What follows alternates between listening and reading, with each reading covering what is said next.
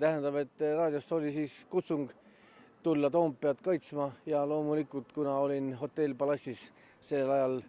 tööl, siis kiirelt ühe soojaga ja jõudsin võib-olla 2-3 minutiga Toompeale. Siin Toompea siseruumides siis korjati ära sisevalvelt kõik tulirelvad. Nägin seda, kui pandi nad šeifi, ise mõtlesin küll, et huvitav, et kaitstakse ilma relvata, et tuli korraldus kaitsta ilma relvata, siis sain aru, et ilmselt seda oli vaja selleks, et mitte anda võimalust provokatsiooniks, et pärast oleks maailm öelnud, et näete,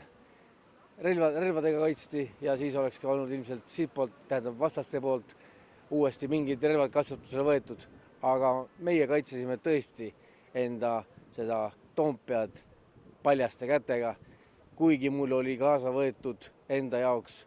nunchaku